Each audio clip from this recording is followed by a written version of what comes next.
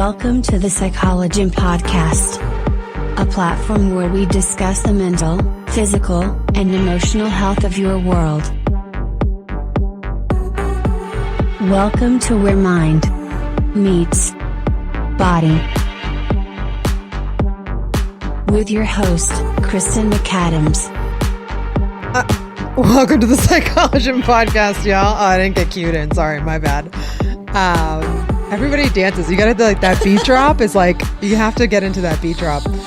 I always feel like nerded out for the first like 10 seconds because it's way too fucking long. And then I'm just like, this is taking forever. And then it's like the beat drop comes in and you're like, oh, it's amazing. You're suddenly dancing. Yeah, I'm way into it. Yeah. Now we have video. So like now we just dance. Yeah, I got caught. Sorry, guys. Shit. All right, y'all. We are going to be talking about body image today, and it's episode 50. I know we shouldn't celebrate such a low number, but I like a round number. I think that's a great number. Yeah, I like it. I don't know what anniversary that is, but 50 episodes, and body image is a huge topic, and I have Allison Wojtowecz in the studio. What's up? I fucking love her. She's amazing. You want to introduce yourself and tell everybody what you got going on? Because I'm sure it's probably a long list of things. Okay, we'll do the elevator pitch. I'm Allison Wojtowecz. I'm a stand-up comedian and a small business owner in Austin, Texas. I do, like I said, stand-up comedy. I act. I do digital marketing, fitness stuff, all of those things. She's a health enthusiast as well, and we were just joking about our ADD off camera because that's what happens, right? You go to do the elevator pitch for yourself and you start to talk about all the things that you do, but you do so many things that you forget what you do halfway through talking about. I think that's most of it. Yeah, I do the same thing. I'm not very good at talking about myself. Disclaimer at the front of the episode that we have been doing lately has been to say that this is for constructive conversation only. If you need professional help, go see a professional. This is a fucking podcast, so get your shit together. Don't hold us liable or responsible for anything that you try that does or doesn't work. Take it into consideration, think about it, see if it works for you, see if it's something that is beneficial for you. We do tend to have a lot of beneficial things that you and I like to talk about and have talked about over the years. Allison has hooked me up with some really wonderful, incredible people in the health and wellness field. A lot of really wonderful women that I've had the pleasure of working with in the last couple of years, getting certified in women's neuropsychophysiology from Kayla Osterhoff from the How Do You Health Fest at MSW Lounge. And she put me in contact with Sarah Glynn at Dragonfly Health. And I just released a course on journaling for Dragonfly Health, and I'm going to be speaking at their conference in Colorado in November. So that was all because Mike made friends with Allison, forever ago. And I honestly didn't know how I did that woman bitch thing when we first met, and I was like, I don't think I fucking like her.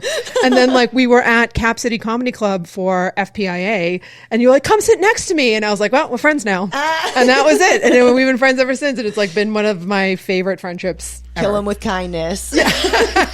People please till you die. Mr. Tramps brings people together. Seriously, long live Mr. Tramps. Seriously, it's risen back from the dead, by the way. That's a terrible open mic that Mike and I met at. Yeah, I remember those days. That's how you learn how to not off yourself after doing a set. It's how you learn how to start doing anything. You just start wherever you're standing, and then you just go from there. You're forced to learn crowd work in that room. Yeah. And it's so funny too, because we just did an episode with Maggie Mayfield, and we were talking about headshots and professionalism with headshots and how this aesthetic, and this applies to what we're talking about today, right? That visual aesthetic of making something perfect and making it deliverable and making it hit, we were talking about social media earlier too, and all of the variables and factors that have to come together to make something worth it to society. Yeah.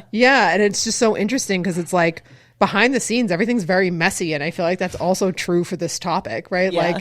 We're going to talk about body image today. We're probably in body image versus health, really.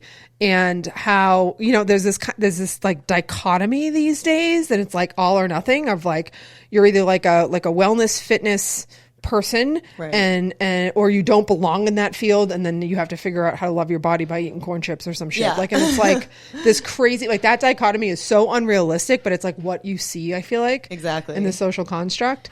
So we're going to talk a lot about body image today, and we're going to move on to our first section, the threshold section, which I'm now not allowed to change that name. It's the experience section. We're going to get vulnerable, talk about our own experiences with body image, and then we'll go through approach, education, and our road back with some stuff that you can do in your own life.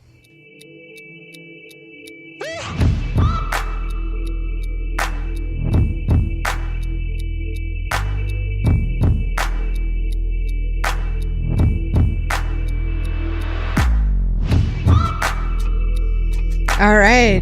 Welcome to the threshold where we're going to get vulnerable. And I was thinking about this before we started today too, is like, there's this social construct, speaking of social constructs, there's this social construct around like being vulnerable is hard. Yeah. And I'm like, I find that when I actually do it, it's not. Like the only thing that's hard is like the fear or the assumption that you have about what other people are going to think. Yeah. If you express something vulnerable. Yeah. This might be a hot take. I think we're too vulnerable these days. Like it's maybe I read like a Bible devotional yesterday that said it. It was like there is benefit to restraint sometimes, we look at how social media is like encouraging people to be vulnerable and soft. And it's like, I don't know. I think I think having some things to yourself makes them more real, for lack of a better term.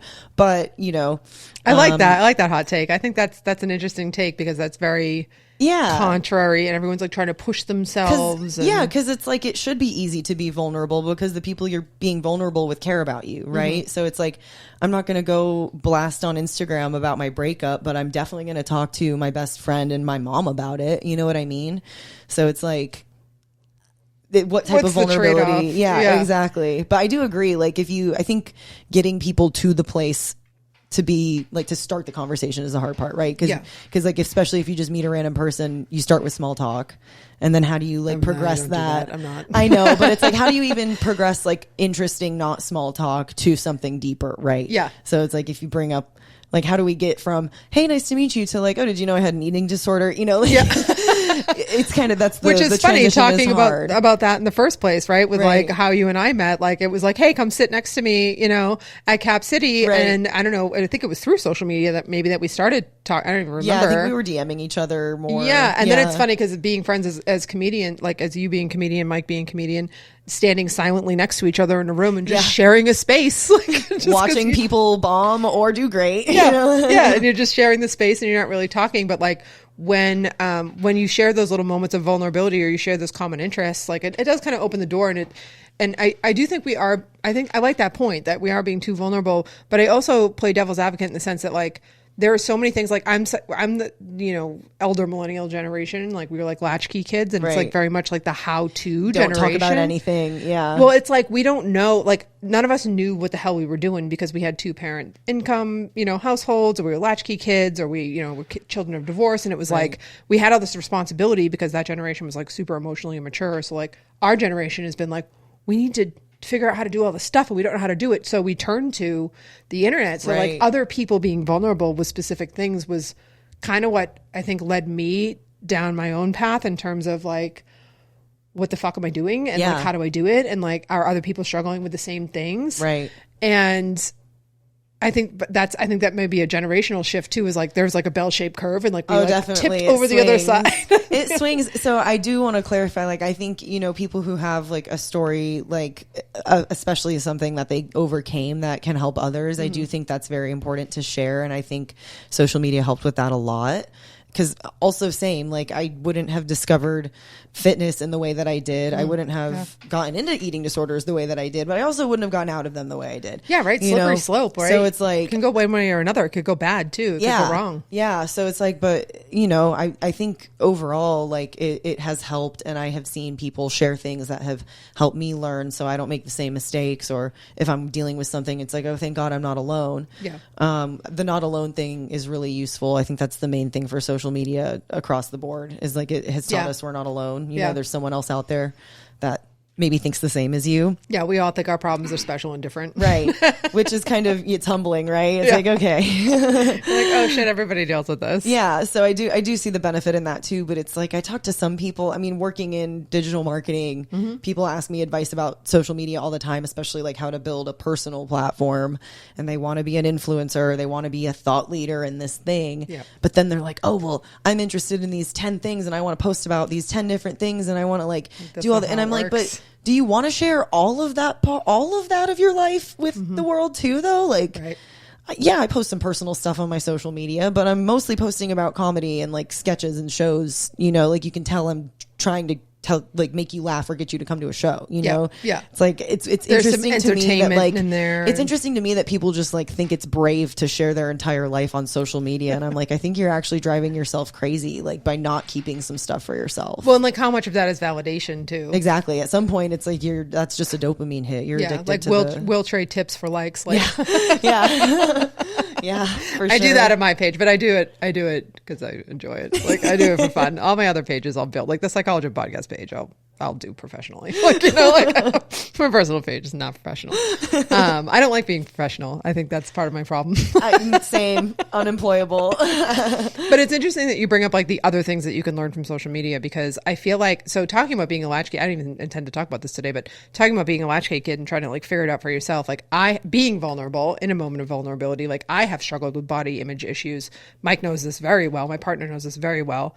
And I've struggled with it for like off and on in different ways throughout my life, right? Like, and it's always taken on a different shape or form, or it's always taken on a different like meaning, but that's always been with whatever learning curve I'm in at the time, right? So I think starting out, like I just like didn't know what I didn't know, and like I didn't even know how I felt about myself, right? Like I didn't even know how I felt about my own body. Like sometimes I'd see like a picture or whatever when I was in my 20s or my teens, and I'd be like, oh, I don't really like that picture. Right. But sometimes I see pictures and I'm like, oh, I like that picture. So it's like this like weird, I think it's for women especially, right? Because our bodies change so much. It's crazy. You like hit multiple puberties as a woman. It Yeah, feels like over and over and over again. It's like every 5 years almost. Like after like you hit your first puberty, and then it's like, that's like anywhere from 10 to 15 or whatever, and then like you get to college and your metabolism slows down and you get hips and you're like, what? Yeah. And even if you lose all of that weight, you still have the hips somehow, and like you get closer to menopause, and it's like premenopause, and then there's menopause. It's like, oh, there's just so many shifts, and then it changes every month. Shifts. Yeah, and then there's micro shifts within that monthly. Like I feel like annually there's something goes on. I don't know. It's just like I think a good example of that is like, so when I was a teenager, right, I was very tall. I've always been tall, and then all my friends were short.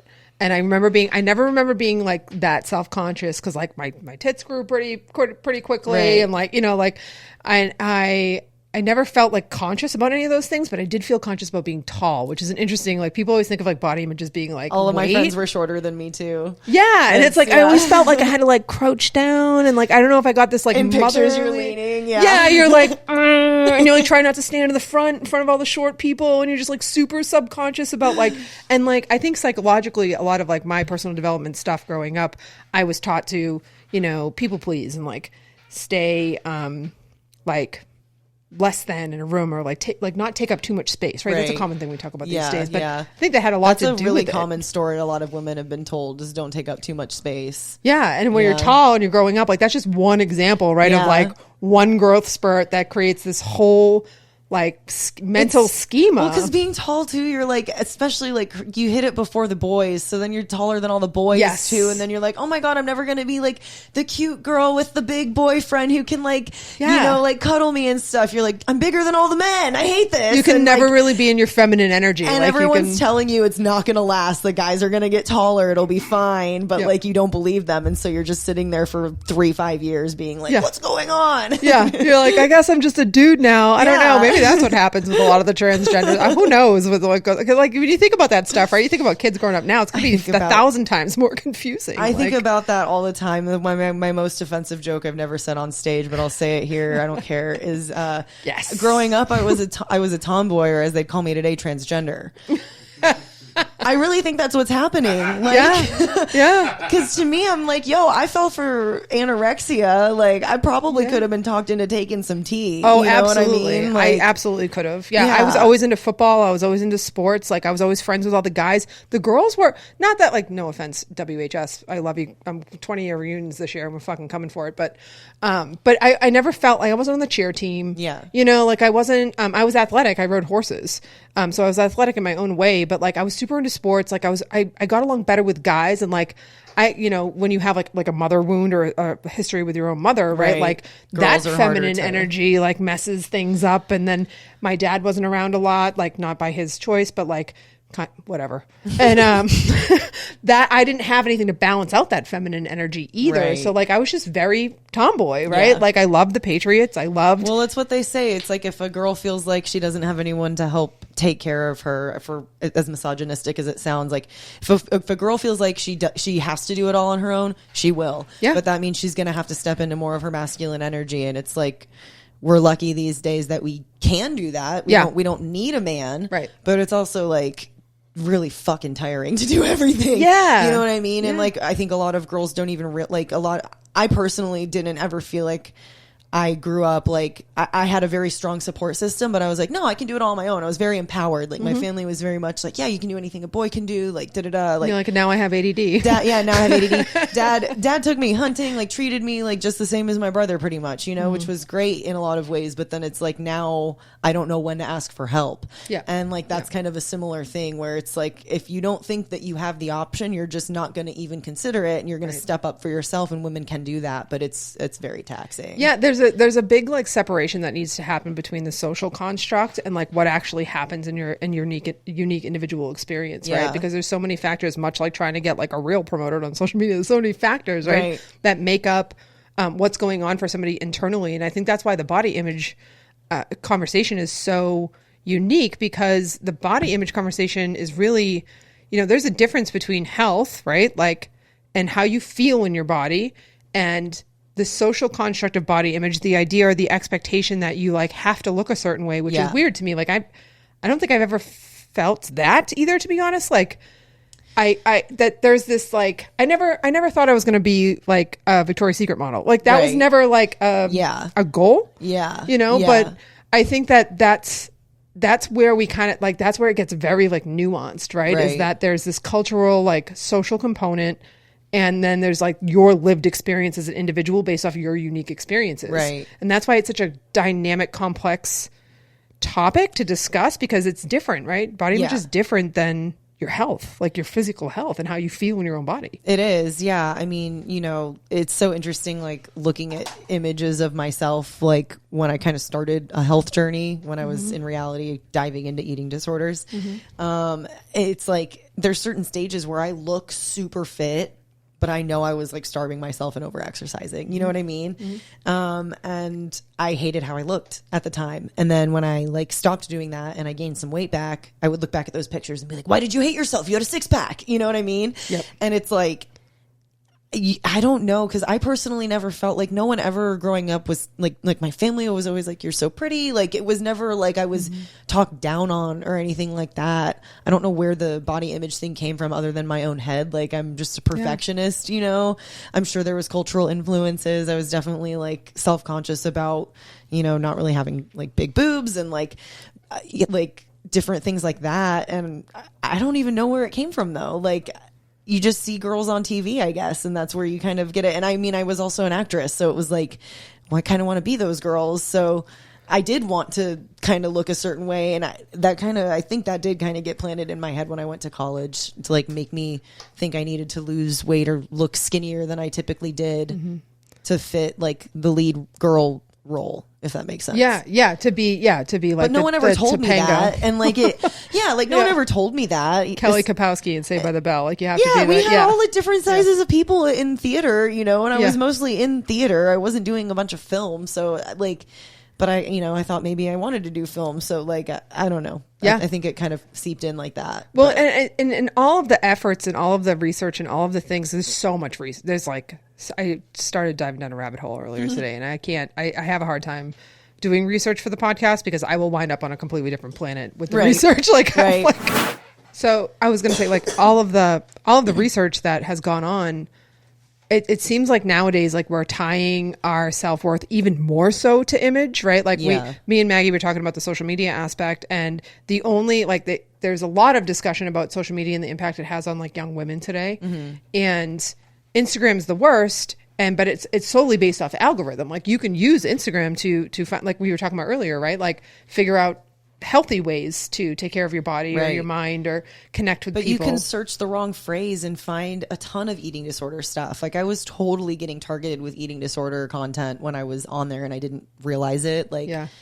And I mean, you know, to get dark, like that happens on all the social media platforms. Like you can, I was searching for a news story the other day and I searched a phrase and it came up with like all this porn on Twitter. And I was like, literally had nothing to do with what I searched, but it was like, that's all that came up. And you're like, why is this happening? Yeah. And I was like, is this a hidden phrase to search for porn on Twitter? Like I searched the phrase because I knew it was in the news story. Right. Yeah. But I was like, this is so weird. And, so I mean, the algorithm, it's just what you engage with too. So it's like, especially when you first start using the platform, you like one post and suddenly your discover feed is all stuff similar to that post. Right. You know, so it doesn't take that Mine's much. all mocktails right now. Mine's a bunch of like toxic spiritual memes. I don't even know how I got there. I think I just my friends that send me horoscope memes. It just kind of like That'll absolutely do it. But and the social media thing is also like people, like you were saying earlier, wanting to be famous, wanting to be a thought leader, right? Like, I have to look a certain way. Like even Celeste Barber, right, has like lost weight probably naturally, but she's probably like taking better care of herself. But and that's part of the problem, right? Is like I think that at the root cause of it is that we're uneducated. Like if we took the entire country and said, okay, we're going to make health the foundation of everything we do, you'd probably solve global warming with that. Like we're kind of getting to the core point that I think is the problem here is that, health needs to be the thing. So it's like body positivity was like a backlash to people, you know, constantly pushing the Victoria's Secret and or the hyper fit person as like the only two options, right? And because it hits guys too. Guys don't talk about it as much, but they suffer from terrible body dysmorphia, and it manifests in much darker ways on darker platforms than Instagram for them. You know, so it's like everyone's hurting here from this, and it's like I think, there needs to be a realistic approach to health because body positivity went too far. It said you don't need to change anything about yourself. You're perfect exactly the way you are. And it goes too far now in that if a celebrity does lose weight, we're like, oh, were they healthy about it? Like we kind of judge them for losing weight. And it's like, wait, but we've been telling people that being fat is unhealthy. And then the new thing is, well, no, being fat is beautiful. So you can do whatever you want. But then like, but how do you feel? But then someone does it to get healthy or just does it. We don't know how they do it, but we assume that they did it in an unhealthy way. And now suddenly we're worried about their health because they got skinny. We weren't worried about their health when they gained the weight. Yep. You know? Yeah. So it's like, I think both sides are there again.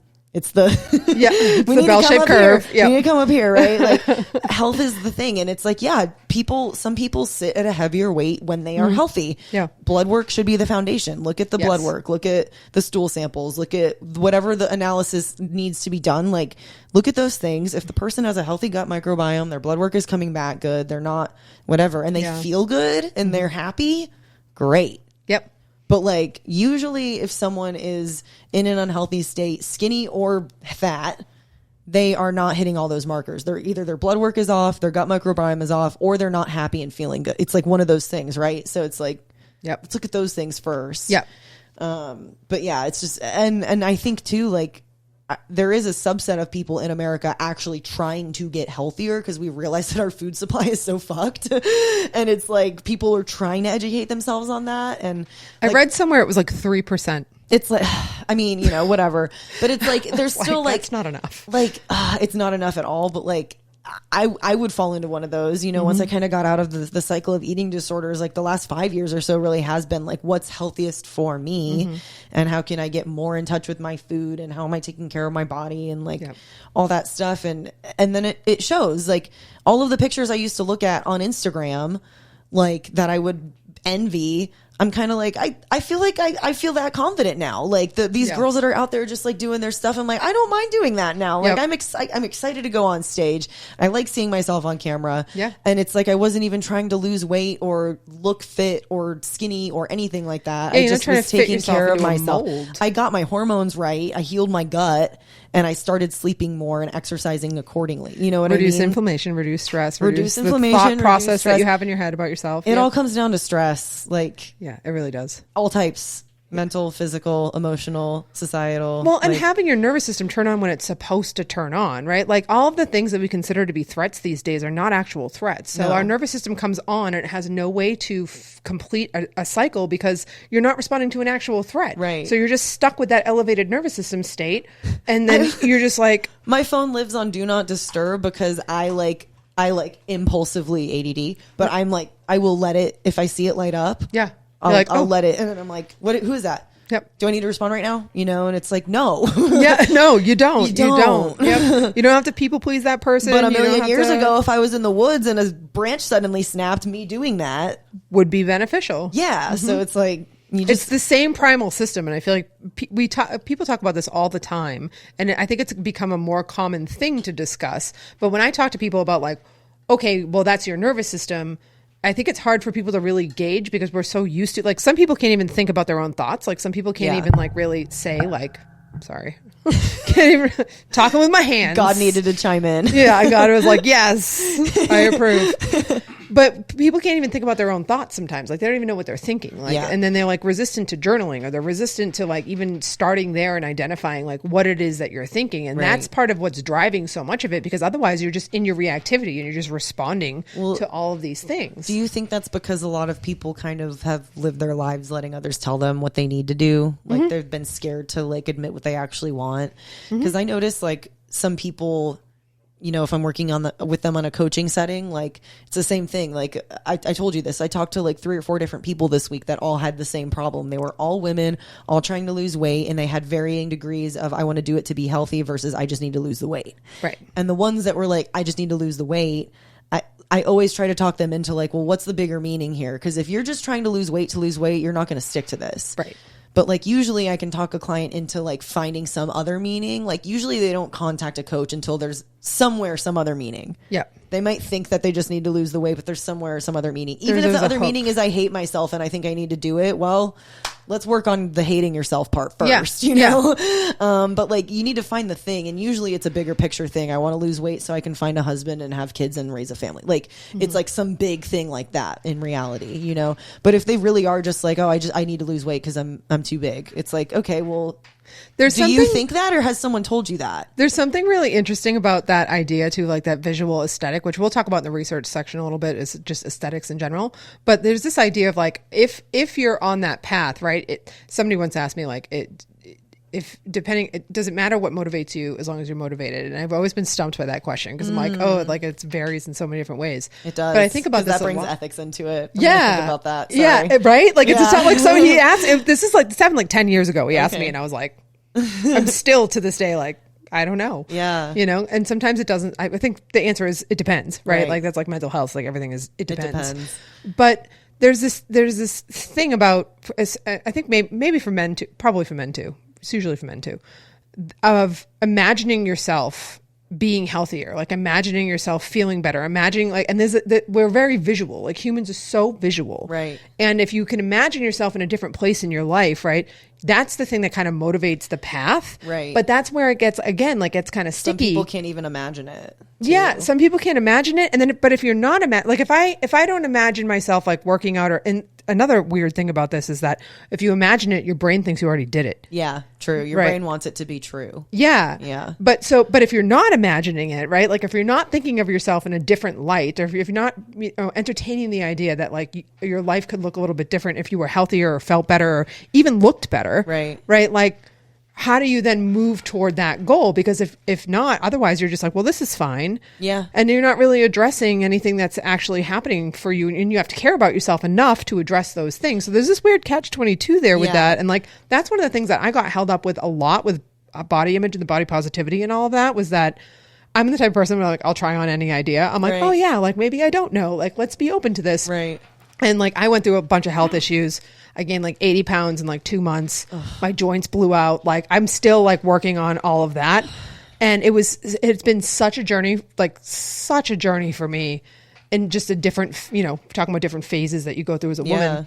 And I got caught up in the body positivity thing, and I was like, am I not supposed to want to be in shape? Am I not supposed to want to be strong? Right. Like, so I was like trying on this whole thought process, and people would tell me in either direction, right? They'd be like, oh, well, people look at me now, they don't know me as being fit. right? Like they've never seen me, people now that have been in my life for like 5 years, they've never seen me fit. They only know me as this, right? But my mental landscape is like comparing me to former versions of myself, Right. not just the images, but also like the lifestyle patterns and the things Right. that contributed to that image. And it's funny because either direction, right? Like when I was super fit, people were like, well, that's unhealthy.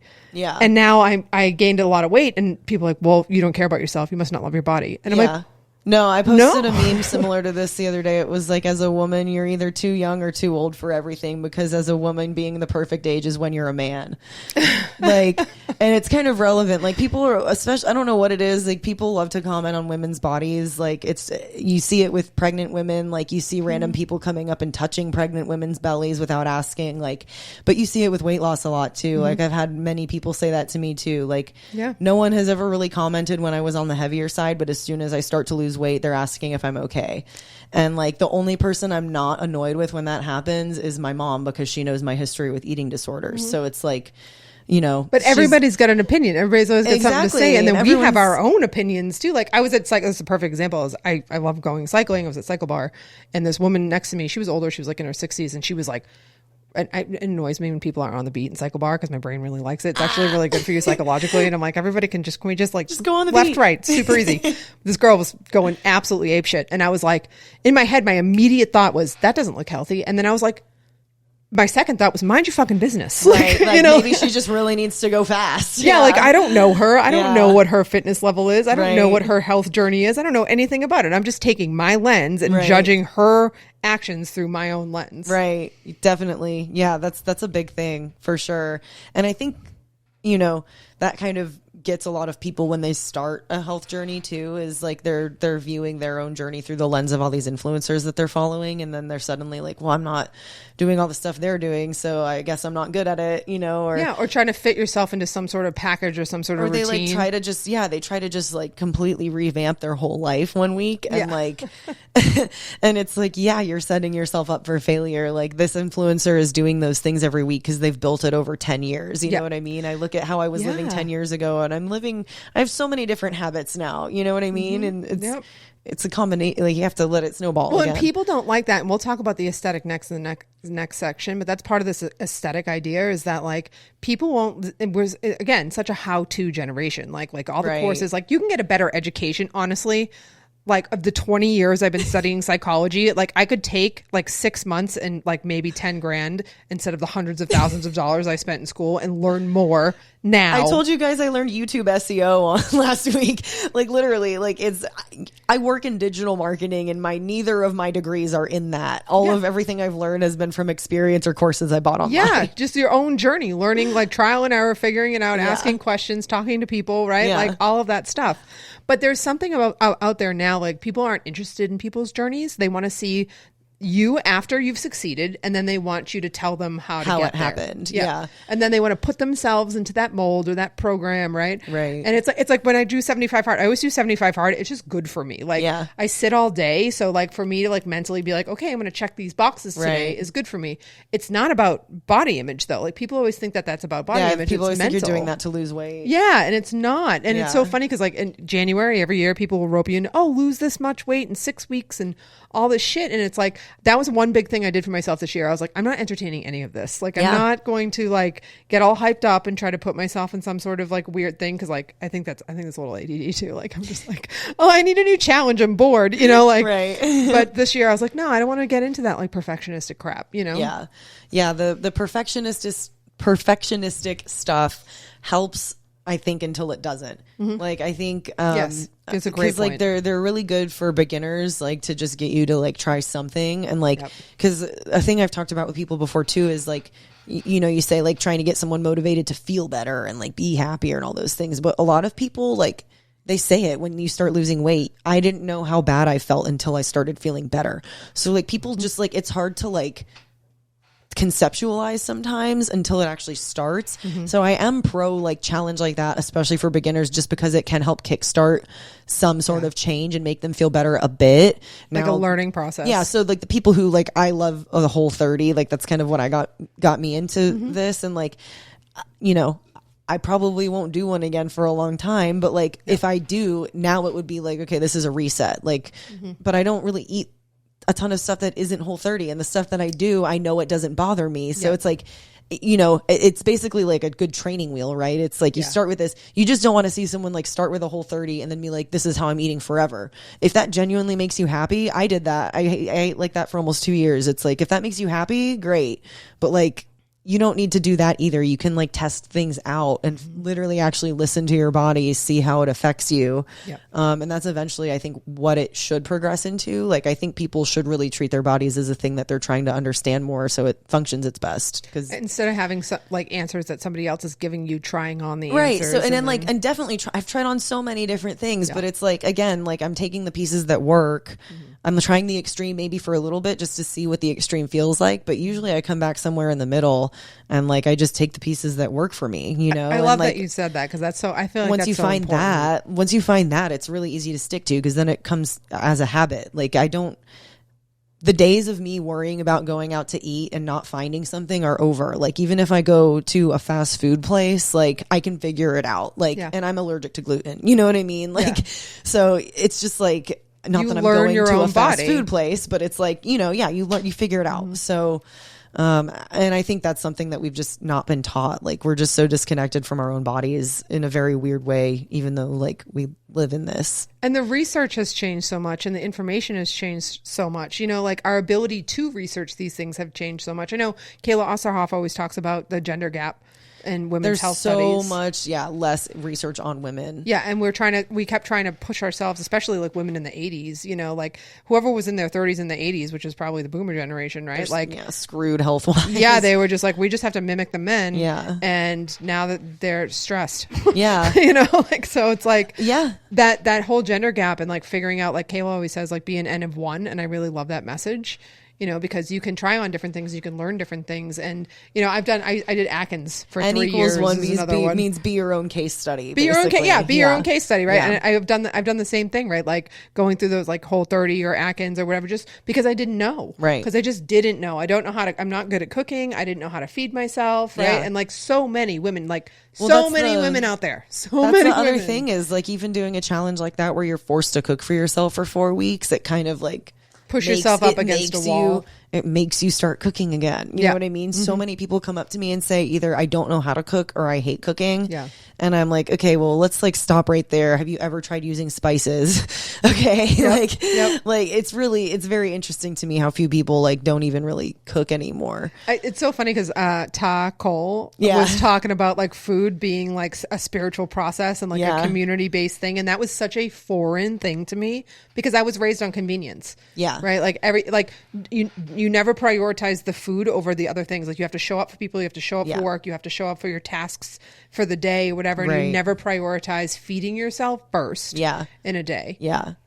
Yeah, I was very lucky that I usually had dinner with my parents every night growing up. So like there was at least like one solid meal where we ate all together. Mm-hmm. And I think that kind of like stressed the importance of food in a certain way. And it makes it a community thing. Yeah, we definitely grew up like throwing barbecues and stuff and like having the family and family friends over. Like my parents' house was the place that did that, you know? So it was definitely more of a communal thing for me. But that's also, in my opinion, how you can tell if someone has an issue with it sometimes. Mm-hmm. Because personally, when I started not eating, I would like be very sly about it, you know, like because I would still be going to family events and stuff. And so I had to be very kind of hide the fact that I wasn't eating as much as they maybe thought I should be or whatever. And then when it swung the other way and I was binging, you know, I'm just snagging snacks off the counter left and right, you know. I was going to say, did I knock this over? I'm sorry. No, just moving it out. Thank you. Yep. Yeah, absolutely. So it's like, but like that's a weird behavior. So it's like you're suddenly, when you're in that state, you're like uncomfortable to eat around people. Mm-hmm. Like even when I was eating my normal meal in front of people, I was like, am I eating too fast? Am I eating too slow? Like I was so self-conscious about my food because I knew I had a weird relationship with it and I was abusing it in some way, you know? And it's another mental shift for people to make too, is to think about like other people aren't concerned with what you're doing. Judging how you're eating at all. Yeah, no, they don't. If they knew how many cookies I snagged at some of those events, no. And if you are judging, if you find yourself judging somebody else, like maybe that's a place to look into for yourself, right? Like if you find yourself being like, ew. Or if you're looking at someone's plate being like they're eating that, like whether it's unhealthy or healthy, like I hate it when I would like bring a salad somewhere and people are like, "Oh, Miss Healthy." I'm like, fuck you! I can eat a vegetable. Yeah, like, you know, like rabbit food. But like, I never would do that to someone who came in with like a double cheeseburger and like cheese tots. You know what I mean? Like, I would also eat that occasionally. I'm not going to say some shit to you. Like, I've had that. I've had cheese fries. Thank you. Like, yeah, they're delicious. Go off, King. You know what I mean? Like, don't. Damn right they are. Yeah. Thank you, Mike. Valuable input. Like, I would love to hear from you about from a man's perspective in terms of like what body image is like for a man, you know, to be able to talk about that. Maybe we could do an episode on it sometime. If you're feeling vulnerable, I don't talk about somebody who struggles with vulnerability. We'll go there another time. All right, let's move on to the next segment. We can talk about aesthetics.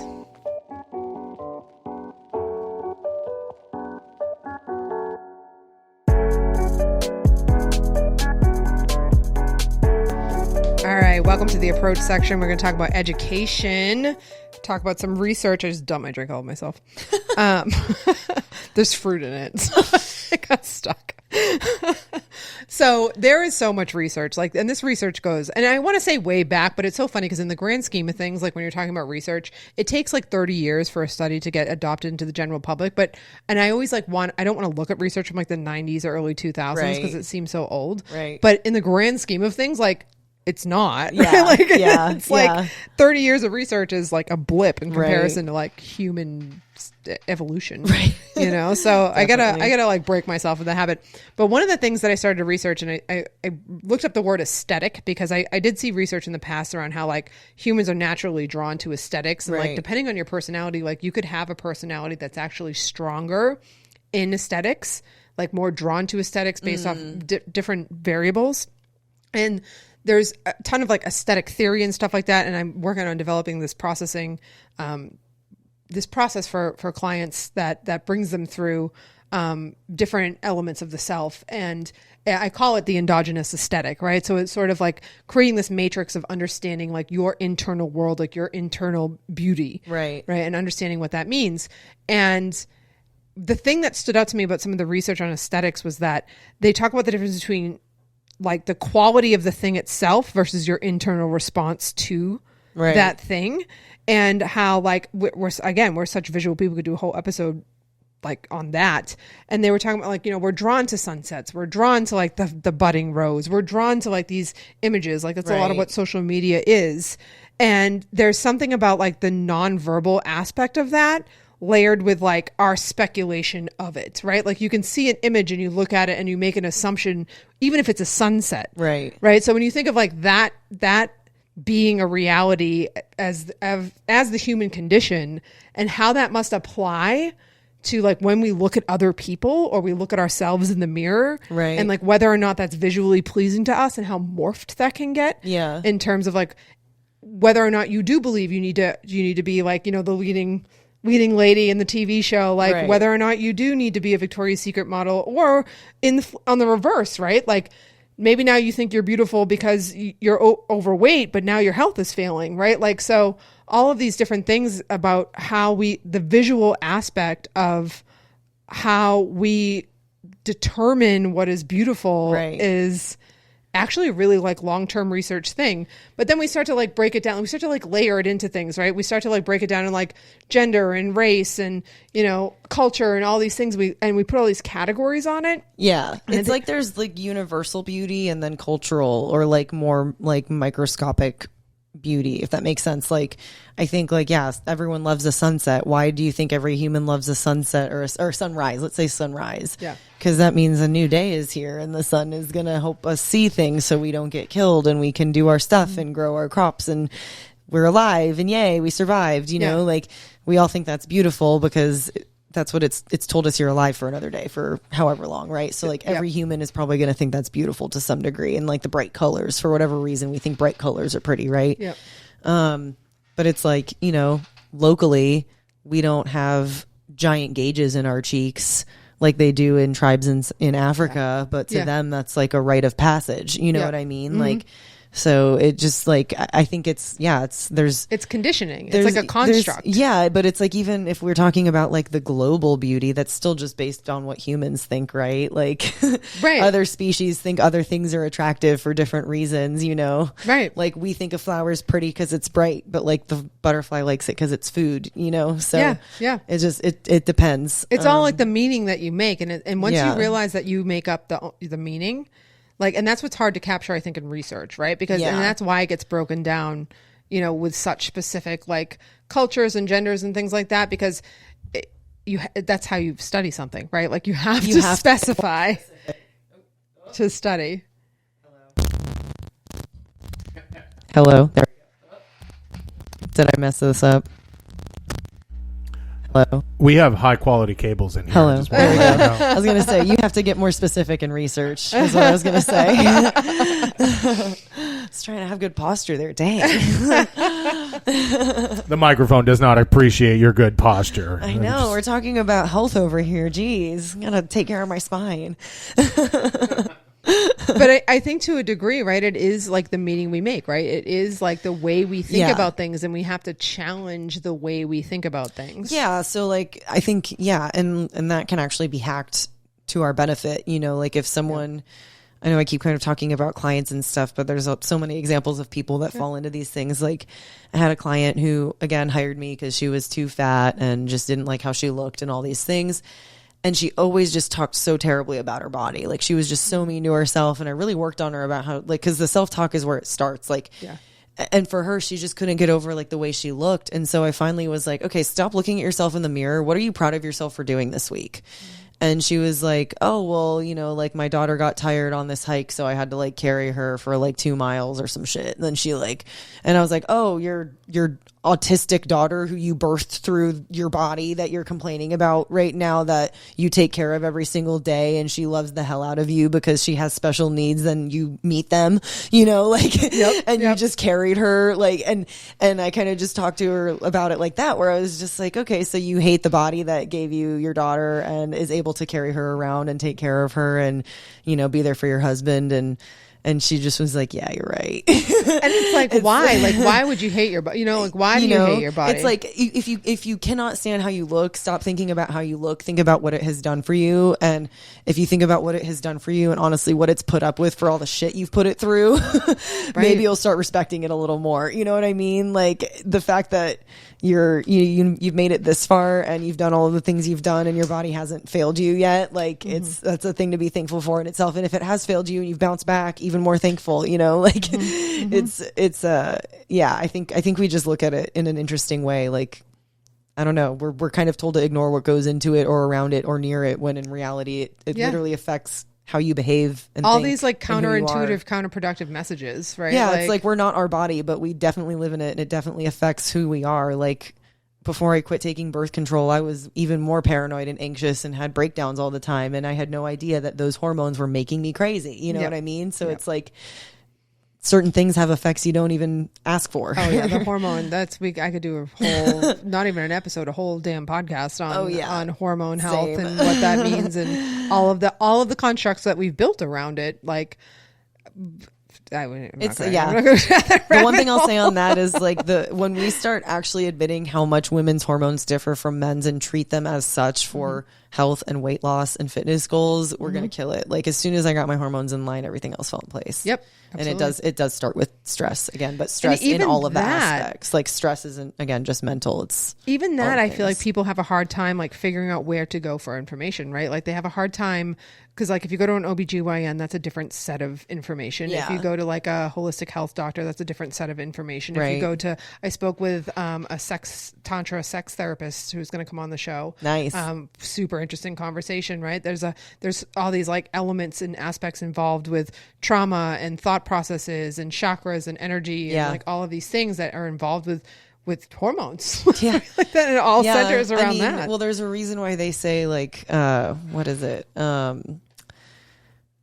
Blame. Is it blame? Blame is anger. Anger is the only poison that kills its holder or something like that. Like it's like basically like not forgiving, like lack of forgiveness. So like holding on to resentment, like resentment is the only poison that kills the bottle, I think is what it was. Is like it kills the thing that's holding it. So it's like you being resentful or angry or like holding on to trauma essentially.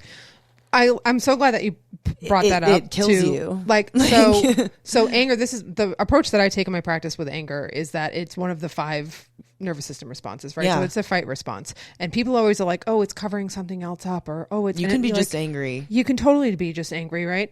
And it's about protection. And if you think about it, right, if you're angry at your own body, then your mind is trying to protect itself from your own body. And now your mind is witnessing your body as a threat. Yeah. And then your body has to respond to your mind's signal that your body is a threat. Yeah. And that creates like such an intense feedback loop that I don't think that we can really capture in research. No. That won't really. But yeah, again, that's a stressor too. Like it's just huge stressor. It's we put so much stress on ourselves. But yeah, there's so many other things that are trying to ruin your health. Don't be one of them. You know what I mean? There are things that are way beyond your control that are trying to ruin your health. I'm gonna quit moving this. It's I don't really have more to say to it right now. But like because I think anger at self is something that people don't want to deal with. And also, I mean, we talked about anger a lot like this past year for myself. Like, I broke up with my fiance and I was very angry and like I didn't understand it. And like I agree with you now. I was also like, oh, it's because I'm hurt underneath. And like I definitely was hurt. I've definitely cried about it. And you're like, no, I'm just but I'm also myself. really fucking mad about the whole situation. I was, and like that's okay. You know, like it is. And it's you're totally allowed to okay. like express that. Yep. Well, and that's the problem, right? Is that we assume that because we have a feeling, there has to be a behavior, and this is attached to body image too, right? Like if I feel bad about myself, I look in the mirror, there's an assumption that I have to do something. I'm going to like eat food to get rid of that feeling, or I have to go work out and grind to get rid of the weight or whatever it is. We always assume that if there's a feeling, there has to be some sort of behavioral response after that. And there doesn't. And that's why anger gets such a bad rap, because we think anger, we think violence, we think, bar fights and like whatever. And it's like, sometimes people get punched out because people can't monitor their own feelings. But imagine if everybody had access and awareness of their nervous system, and like we'd all be like less reactive and less behavioral in response to those feelings. Right. And then we'd all probably be way less divisiveness because we all just mind our own fucking business. Yeah. And we'd also like, I think we're kind of scared of dealing with other people's emotions too. Like we've all been told, to like not let it show in person, like, out in public necessarily, like certain emotions. Yes. Like it's cool to laugh at a comedy club. It's even cool to be a drunk idiot and yell at a comedy club. It's funny sometimes to be the drunk asshole getting in a fight. It's, like whatever, like certain behaviors, like we kind of just let it slide, but like no one knows what the fuck to do when there's a girl crying in the corner. You know what I mean? Yeah. And it's like, oh, okay. Or no one knows what to do when the couple starts actually arguing, and it's like, okay, like, if we could all just like deal with our own emotions a little bit more and know where they're coming from and like manage them, we would have less outbreaks or breakdowns. But also like if something like that happens in public, like probably less violence and like more safety overall, because you could just be like, hey dude, like you're mad, it's okay, like let's get him out here. Yeah, like, you're allowed to be mad. Can I talk to you too? Or like, hey, what's going on? I'm sorry you're crying. Like like I find that for myself, it's so hard for me to talk to someone who's crying because I don't know what they want. So then I'm just like, I want to help them, but like personally, I'm like, leave me the fuck alone. We want to take the feeling away so we can be safe. That's what we do. Like we want them to feel better so we can be okay. Yeah, and I've worked on that because it's like I have like I've worked on my ability to be okay crying in front of other people, and then also like helping other people when they're in that state. But it's like we're just uncomfortable with it because we know something is wrong. Yeah, but. Yeah, we don't know how they're going to react, or we don't know what to do. We don't know how to show up in that situation. And it's so interesting because it's always like thought, feeling, behavior. Like if somebody could think of like, if you could realize that your feelings don't control you. Right. I think that's a misconception that we have, and I used to make this mistake all the time. And I'll say this on the podcast today because I corrected myself, and this happens all the time. Like this happened for me with stress with Kelly McGonigal's research. I don't know if you've ever read like the Joy Movement with Kelly McGonigal. She's a stress researcher. She's amazing. You'd love her.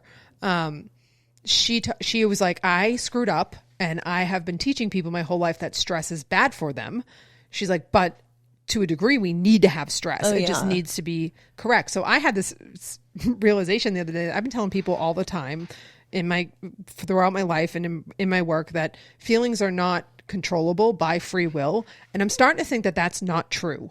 Like, I'm starting to think that you actually can listen to what's coming up for you and know that that feeling is not in control of you. Yeah. And give yourself some dissonance between the experience of the feeling and then decide how you want to behave to it, right? Yeah. Do you want to change your thought? Do you want to go for a walk? Do you want to breathe? Do you want to hydrate? Do you want to take a nap? Yeah. Like, right? All of these things. And I think I screwed up with that. I do agree with you to some extent. This was actually something I used to get into with my ex all the time. So I'm glad you brought this up. So I do agree with you to a certain extent with like, you know, maybe like danger, threat, like certain emotions. Yes. So like, you know, like what did you say? It was thought, feeling, behavior, right? So it's sometimes it's feeling, thought, behavior. Exactly. So to me, I think if it goes feeling, thought, behavior, you definitely need to pause and analyze. Yeah. And I guess both. I think there's definitely needs to be a pause and analyze, but I think there needs to be room for intuition also for certain situations, because it's like, you know. Well, this is a huge thing. That's a huge thing. Let me put like two extreme examples, right? One example is I see my boyfriend making out with someone else. You know, obviously that's going to bring some shit up, right? Another example is I'm walking down an alleyway and I feel uncomfortable, right? It's like, okay, boyfriend making out with someone else, like obviously angry, you know, whatever. But it's like, okay, well, pause. I might know I'm going to break up with him already, but it's like, okay, but I can't just go over there and like be screaming and be an asshole. Like you can, but like personally, I would just pause and be like, okay, what the fuck, dude? You know, like I would try to like. It's not empowerment to go then punch him in the face. Exactly. Like you can go off, queen, but it's like, you know, that's to me, I'm like, that's a pause and think moment. Like, your anger is justified, but also like deal with this rationally. With somebody that's doing this. Deal with this rationally, right? Whereas like if I'm feeling uncomfortable in an alleyway, it's like I should probably listen to that instantly. Like, if, you know, like that's different, right? Like. There's a huge difference between intuition and your nervous system. Exactly. Huge but like we don't know like I'm still figuring out the difference. Like literally, I always say, "Have you seen my new tattoo?" But like it means follow your gut, and like that was a huge lesson I had to learn after my breakup last year. Was like. We talked about it. I literally was losing too much weight and not eating enough and getting too skinny. And my mom thought I was intentionally starving myself again. And I wasn't. And it took me a couple of months to piece together that this dude was stressing me out so much that I couldn't keep my food down. And when I did eat, it ran right through me. And then I had no energy to do anything. I wasn't writing new jokes. I wasn't exercising. My day, I almost got fired from multiple clients, like all this stuff. Right. And so it's like, and I think that was again, stress manifests physically. I wasn't listening to that gut feeling saying, hey, something isn't right here with this guy. And instead agreed to marry him.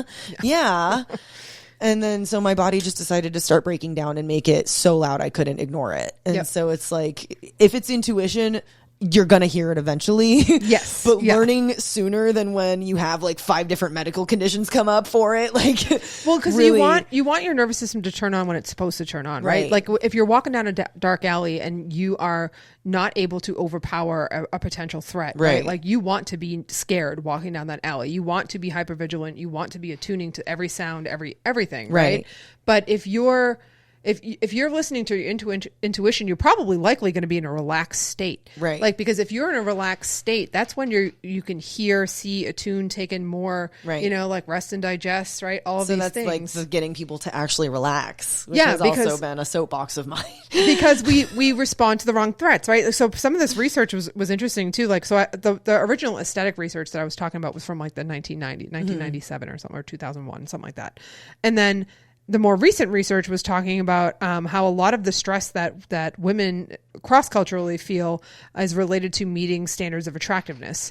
So like anyone can experience sort of the stigma around weight. Like I remember when I was in shape, like dudes would like lay coats down on fucking over puddles so I didn't have to get my shoes wet. You know what I mean? Like when I was like fit and like feeling myself and in my energy, like it was ridiculous. Like I never paid for a drink. I never, whatever. Right. Like I had my health issues, gained all this weight, and then people don't even take me seriously half the time if I'm talking about something intelligent. Right. And you can feel that. It's crazy. Part of it's real. Part of it's me. Right.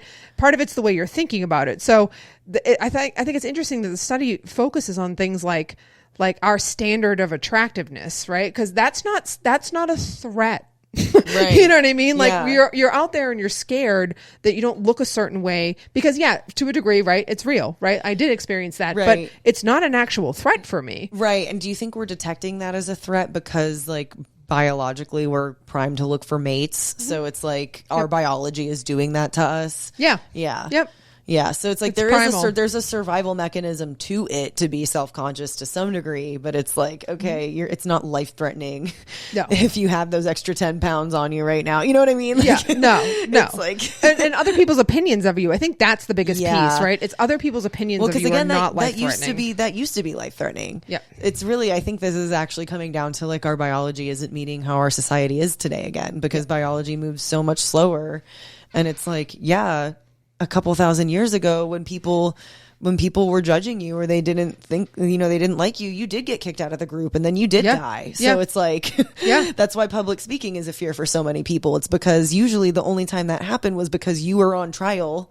Right. And either you were going to get you had to answer for yourself. Yeah, you had to answer for yourself and you were about to get kicked out of the tribe. So that's a really good point. People always get stuck with the public speaking thing. That's funny. Yeah, that's like true. So it's like, it's nice to know what our biology is doing, but that's what the term biohacking is like know what the biology is doing. But now we're in this modern world where like certain things aren't threats anymore.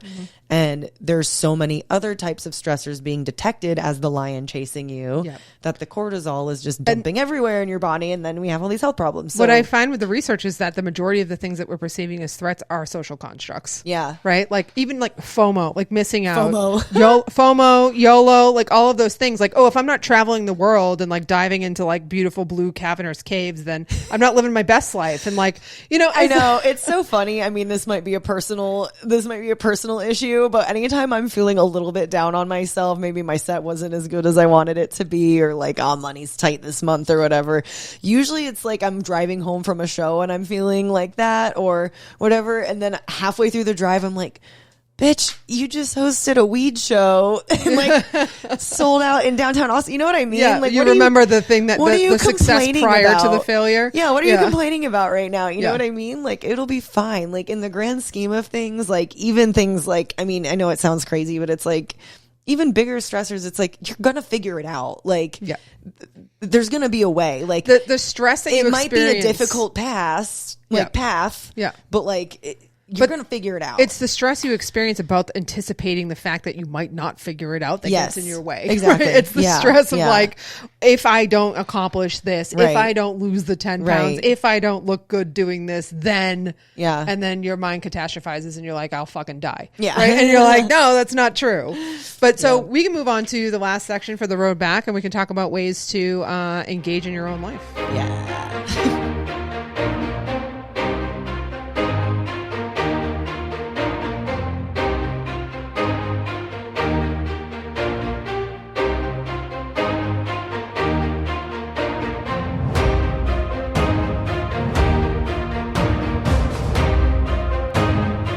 All right, road back, ways to engage in your own life.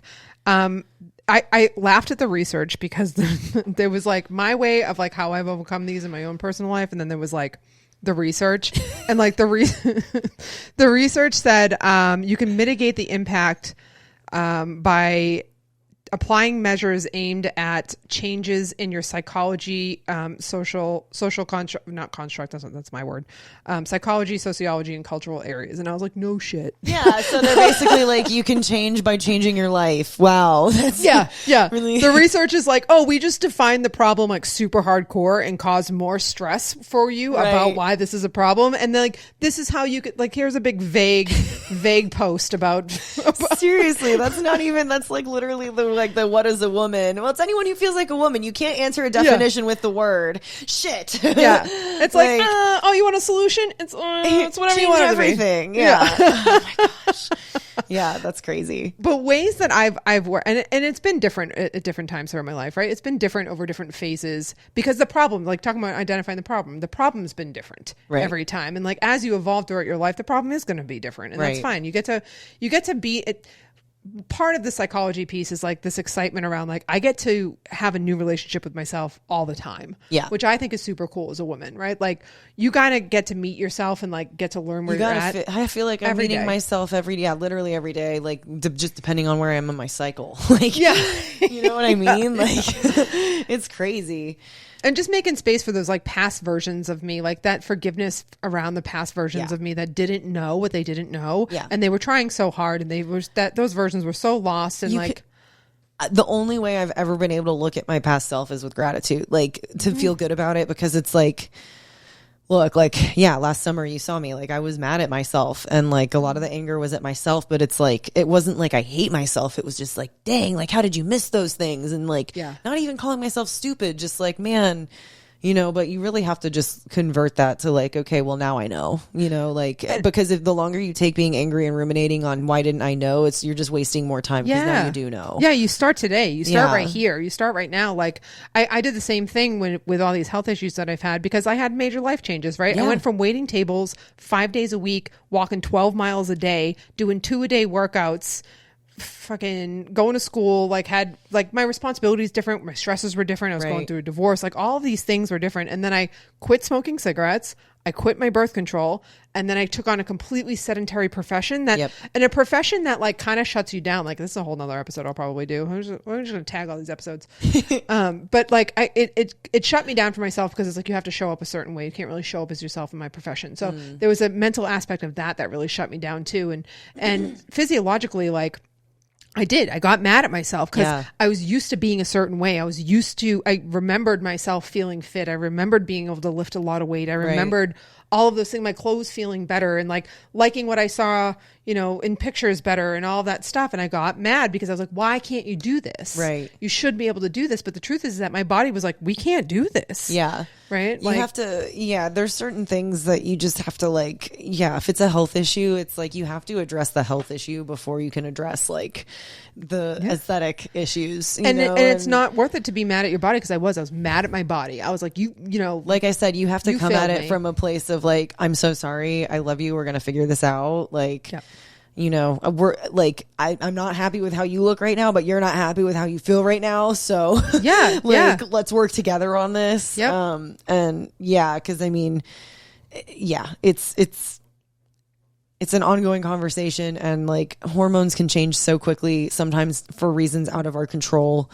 Other things can happen, you know, and again, personally, like it's because of my story too, but it's like stress, I think is just the thing. Like, because if you look at stress in every aspect of your life, it's going to make you upheave every single part of your life in a healthier way.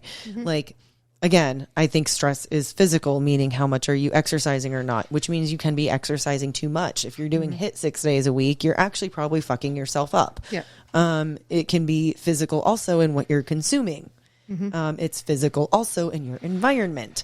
And then we get into mental stress. Talking about work, what you're saying to yourself every single day.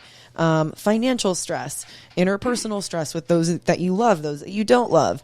All of those things manifest physically. And we don't think of our food as a stressor. We don't think of substances as stressors. We don't think of not sleeping as a stressor, but all of those things are literally physical stressors that damage your cells, make you look older, make you feel like shit. And then directly affect everything else in your body so that the way you're perceiving it is also worse. Your gut gets messed up. Now you feel the stress more. Whatever the stressor is that is kicking it off, maybe you lose a ton of money first, so you start eating like shit, but now you don't have money and you're eating like shit. So those are two stressors. It's like you got to look at all of the things to be coming at it from approach of health, I think. And in the meantime, right, like what you're telling, like if you're talking about body image and the difference between the two, in the meantime, if you're looking at body image and you look at the mirror and you don't like what you see, you're replacing that. You're adding the stressor and you're also negating the root causes and identifying the other stressors that are going on in your life because you're focused on a meaningless aesthetic, right? Essentially. So it's like, I think again, don't stress yourself out by thinking of all of your stressors, but maybe make a list, like take an inventory, like try to just objectively sit down and be like, what are all of these areas of my life looking like? And like if you're feeling like shit right now, figure out what the thing is that's making you feel like shit. There's probably multiple things, but like it could just be one thing. You never know. So like, because it's life, it's stressful. It comes when you have to. That's why we have a nervous system. There's layers. Yeah. So it's like if you are like, if you have these health goals or aesthetic goals even, and you're not reaching them, you're plateauing, you're getting angrier and angrier because nothing is changing. Like something about your stress and the way you're balancing it is wrong. And I can almost guarantee you in America, it is not sleeping enough. It's eating like shit. Both of those things are messing up your gut health, and everything else is whack. Not to mention inflation and everything else happening. Not to mention politics and the rest of society. Like, and COVID if we're talking about things that you can effectively change immediately, stop eating shit and when sleep.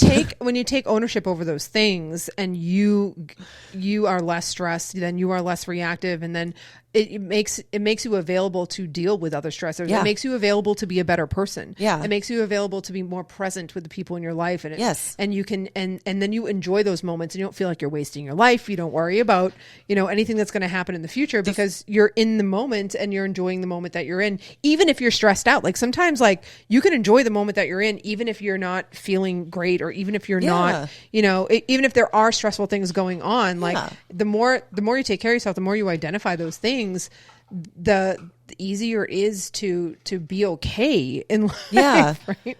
Everyone's just looking to like be joyful, right? So just like start. I think people want to be calm, joyful, and calm. Yeah, I think they just want to not have to stress. That's true, but it's like you are stressing yourself out, and again, like the things that you can take action on really will help shift it so that you can help better address those other things. Like people don't understand that their sleep is the only time the body repairs.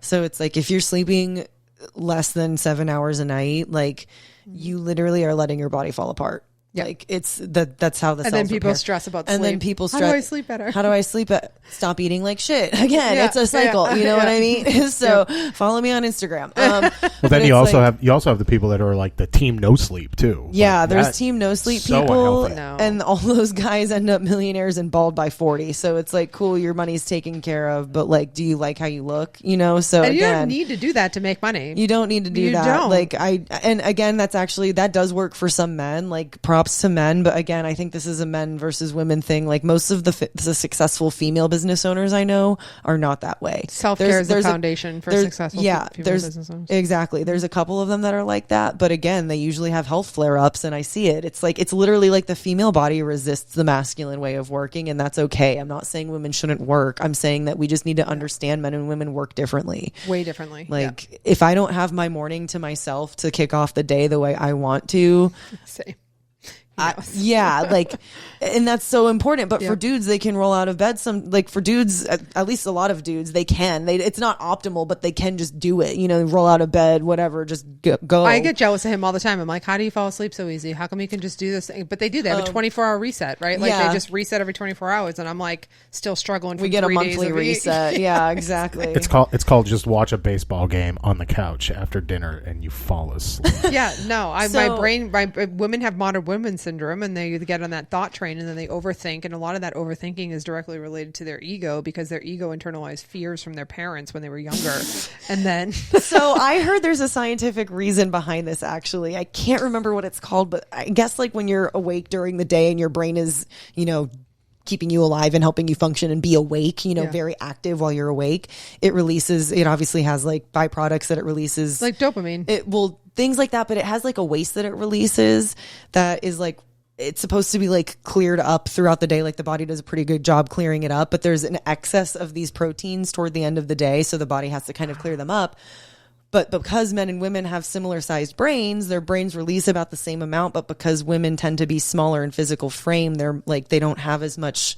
It's like some reuptake in the muscles. Women overthink too. No, there's that, but it's like, there's literally like, there's more like body in men to reuptake the protein, and that protein prevents you from falling asleep. So it might not be a protein, but whatever that thing is, it blocks sleep. And so men's bodies can like detox it faster. And so it's easier for them to fall asleep. I wonder women, that all the time, like, because I always think about how like we detox hormones. Yeah. Right. And I'm like, and so I've been looking into different things that the body has to naturally detox, never mind all the toxins that we put into the body that the body needs to detox. And like, that was mind blowing to me in the last year. I was like, oh, your body has to detox from itself. It does. Never mind like everything that's in the clothes and the food and the air and the water, and whatever.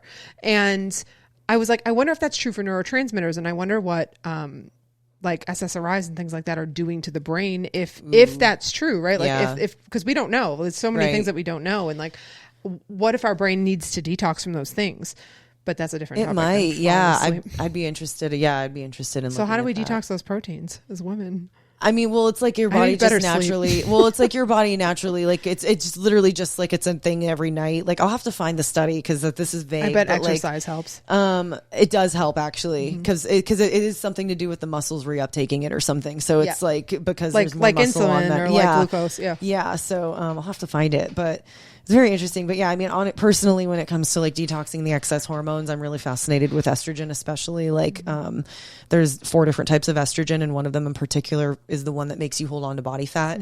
And it produces more of itself the more fat you have. So it's a positive loop and it's also a negative loop. As you start losing fat, you have less of that estrogen and then there's less of it to promote fat growth. So then your body detoxes it. But I mean, you know, Nurse Doza at MSW, it's always going to come back to liver health, in my opinion, as far as detox goes, because that's your main source. It's like, I always like compare it to an air filter in your AC unit. It's like you have to change that every year because if the filter's dirty, it's not going to filter properly. So like if we're not filtering out, if we're not cleaning out our body's main filter, the stuff's going to back up into your bloodstream. So that's what causes autoimmune responses. It's what causes all these things. So you see someone start like a liver detox and they're shitting their brains out and all this stuff. Everything. Just detox that, peeing a lot. You'll see them lose some water weight, but then they pass out and it's like, okay. It really, like the hormones, the liver really helps clear out the hormones that you don't need a lot. Go to MSW on, so I'll drop my affiliate link. True. Yeah. Drop your affiliate link. The Health Lounge. Yeah. It's good. Some of the other things to get through, like the body image stuff, though, I mean, those are all like obviously really high quality things in terms of addressing your health. And I think that even that path, I know when I first walked down that health path, I was like so overwhelmed because it's like, first of all, you realize all the things that you're doing wrong. Because everything sounds cheesy too. Like you usually get into health because you hate yourself a little bit, you know, or you're not happy with something or something went wrong. You had a medical issue or something like that. Yeah, exactly. So like you're mad to some degree probably to be there. So all of the sayings that are like, my body started looking the way I wanted it to when I started to just treat it right. You're like, this is so cheesy. Like there's so many versions of that, but it is true. So it's like, absolutely. It's the thing too, where it's like, okay, yeah, that's true, but you might not believe it, but find something about yourself that you like, and start doing it from there, I guess. Cause I'm sorry, but you're not changing bodies in this lifetime. Well, so and figure out how to be nicer to the one you got, I guess. The underlying theme of that too, though, is that like you're allowed to like yourself. Yeah, you're allowed to like yourself. Right? Like you're totally allowed to like yourself. Yeah. You don't have to love yourself 24/7 either.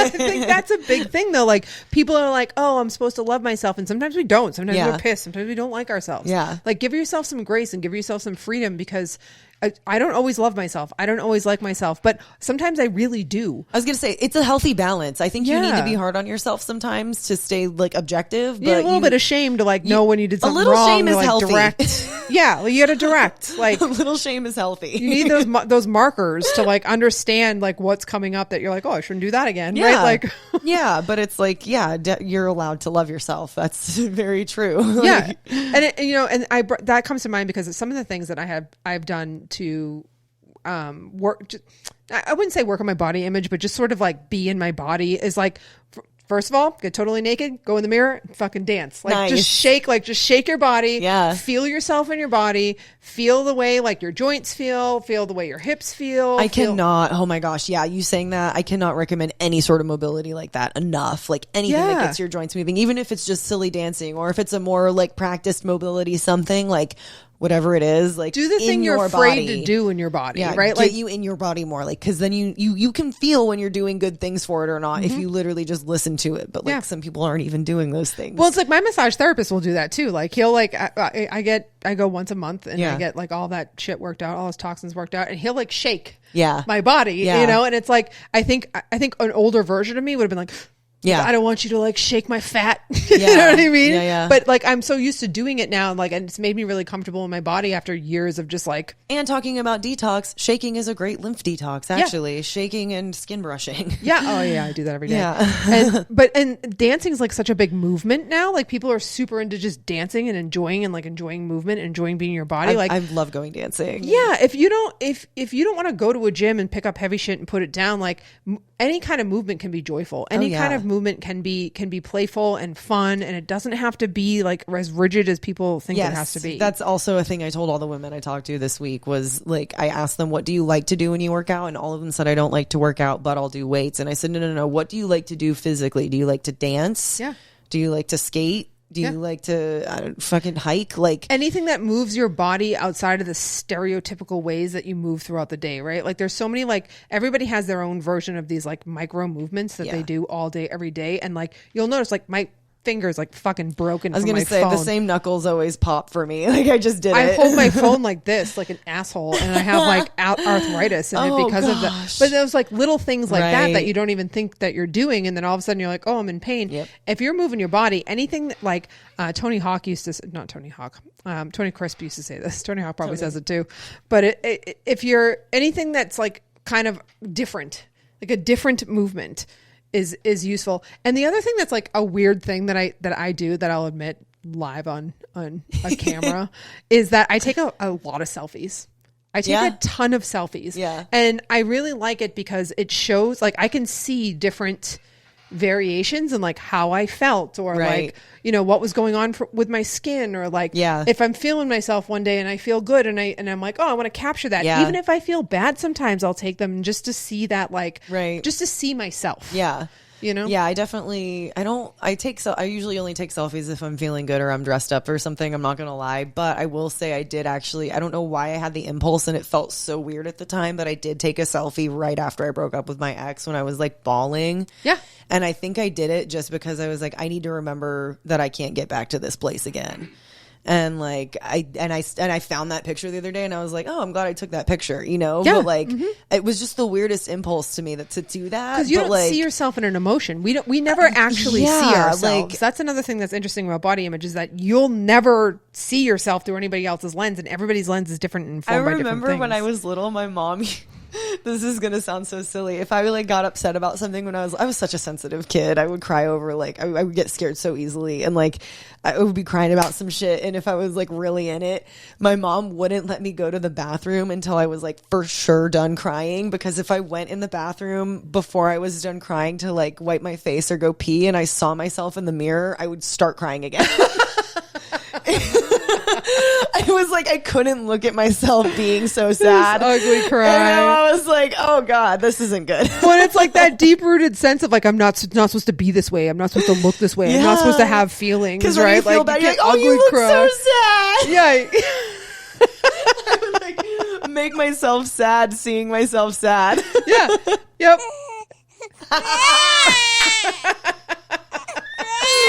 The one sound used on the board was Mike trolling my one emotion. It was just in front of me. I don't even know why I was there. No, it's true though, because you don't see yourself, right? Yeah. Like you don't see, like even in the mirror, even in photos, like you don't know what you look like to other people. Right. Like it was like what I was saying earlier, like people have only known me this weight for the last 5 years. They don't know other versions of me. Right. Right. And like logically, I know that, you know, Right. But in my head, I'm like, oh, like they think I'm fat. And then I'm like, why the fuck would they think I'm fat? Like, you know what I mean?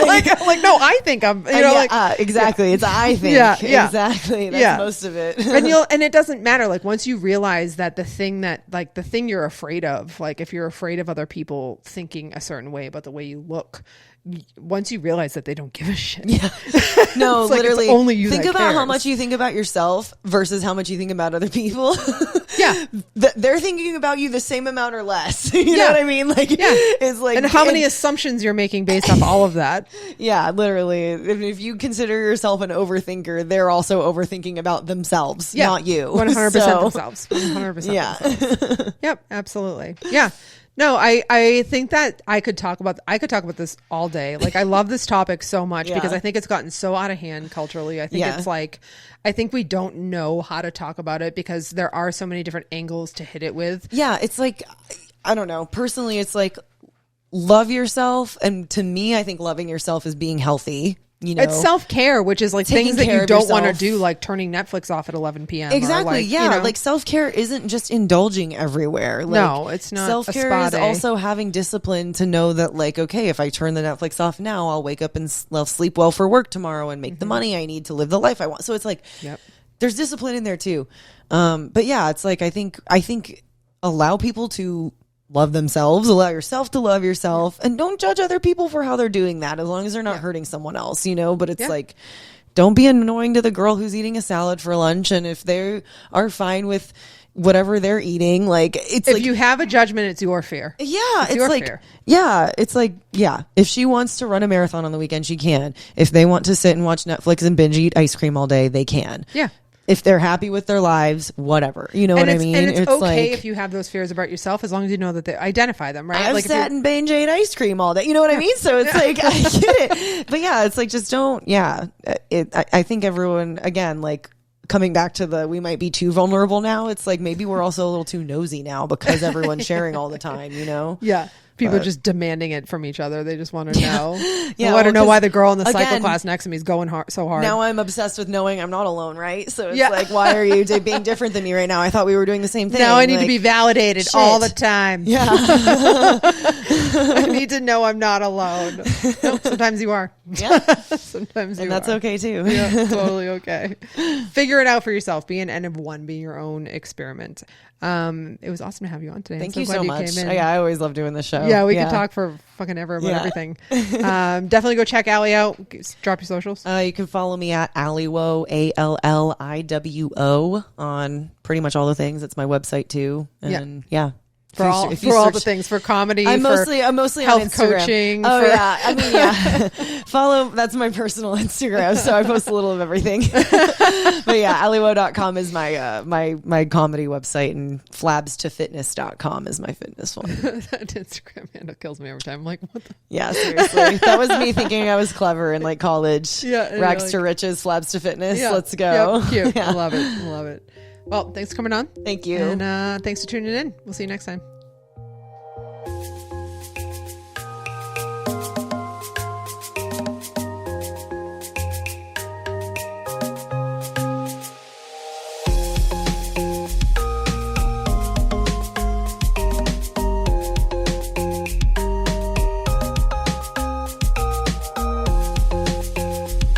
If you're having a mental health emergency, we urge you to dial the National Suicide Prevention Hotline at 1-800-273-8255 or text the crisis text line.